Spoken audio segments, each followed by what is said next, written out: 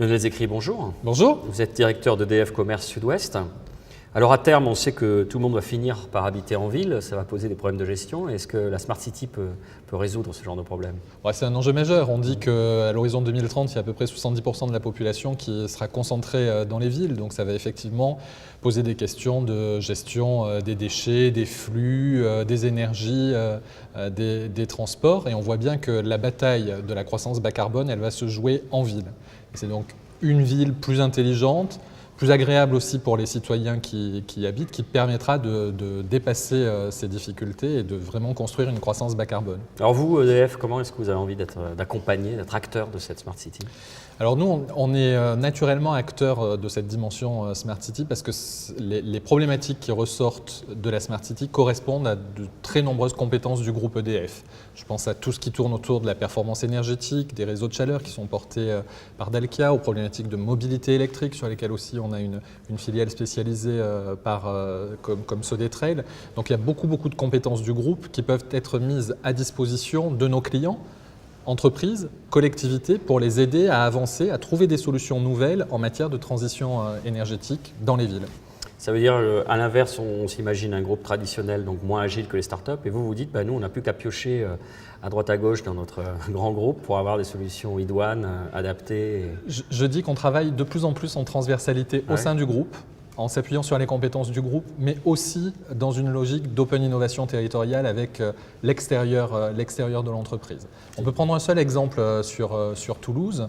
La société Kawantech, qui est une start-up toulousaine, a développé un outil d'éclairage intelligent qui permet de repérer les formes et de mieux gérer l'éclairage public.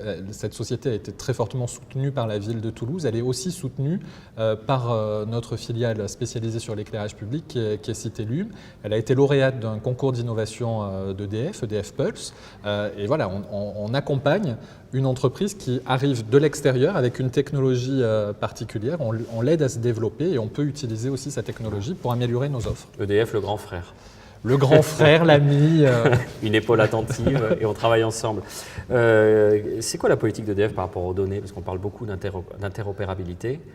Alors vous êtes un acteur public, donc c'est... On est un acteur sensible. On est un acteur public, on a accès aux données de nos clients et on a un principe, c'est que la donnée appartient d'abord à nos clients et qu'on veut garder la relation de confiance avec tous nos clients. Donc on ne commercialise pas des données, on commercialise des services à destination de nos clients qui peuvent utiliser leurs données, mais on ne commercialisera jamais les données de nos clients. Et en matière justement de ce terme interopérabilité, ça veut dire que vous avez des solutions propriétaires, vous utilisez des solutions ouvertes? On utilise les deux solutions en fonction des besoins. On stocke nos données, les données de nos clients en France dans nos structures et on peut utiliser aussi des solutions externes. Vous anticipez la réglementation européenne qui va arriver en mai prochain. Vous lancez la marque EDF Solutions Énergétiques, qu'est-ce que c'est? La marque EDF Solutions Énergétiques, c'est justement une bannière commune pour toutes les entités du groupe qui travaillent dans la dimension des services énergétiques. J'évoquais Dalkia sur la performance énergétique, Sodetrail sur la mobilité électrique, Citélum sur l'éclairage public et la gestion des objets connectés de la ville.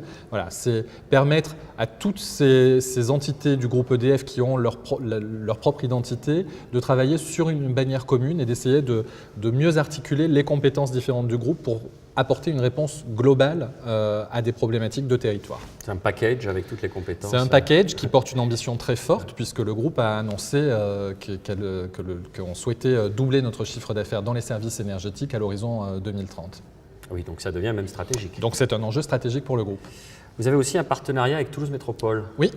Nous avons signé une convention en janvier dernier. Le président d'EDF est venu rencontrer Jean-Luc Moudinque à cette occasion pour signer un accord de partenariat globalement entre le groupe EDF et la métropole. Un accord qui est très orienté autour de l'innovation et l'attractivité de Toulouse Métropole.